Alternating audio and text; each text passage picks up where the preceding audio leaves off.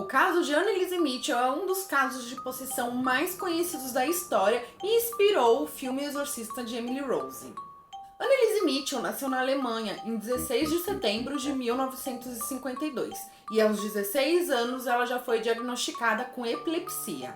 Acontece que a medicação que ela estava tomando não estava dando efeito e os próprios médicos começaram a desconfiar que se tratava de um caso sobrenatural. A Anneliese Mitchell era uma moça extremamente católica e ela mesma acreditava que ela estava possuída por vários demônios.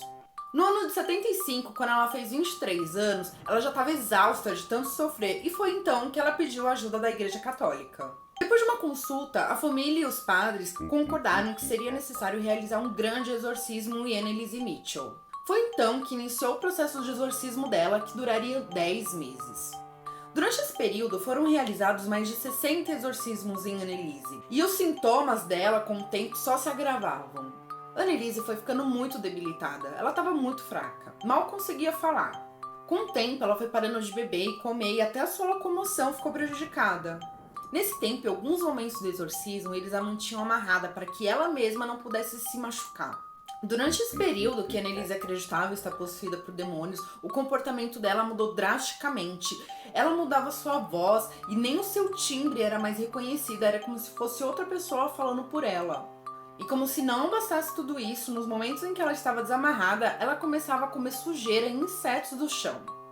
Nos relatos sobre o exorcismo dela, dizem que ela entrava em um estado de transe, além de uma força sobrenatural que fazia com que ela conseguisse quebrar os móveis da casa e até estourar correntes.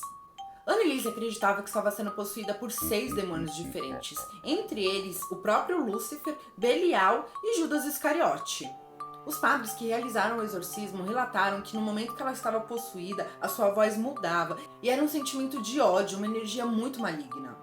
Anneliese Mitchell acabou falecendo em 1º de julho de 1976, de inanição e desidratação. A autópsia revelou que no momento de sua morte, ela estava pesando 30 quilos, muito abaixo do necessário para uma pessoa da sua idade e do seu tamanho.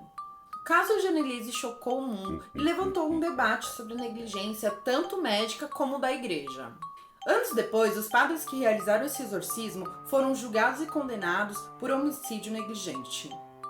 O caso de Anneliese continua sendo bem controverso, já que existem pessoas que realmente acreditam que ela estava possuída, enquanto outras acreditam basicamente que o seu problema era psicológico.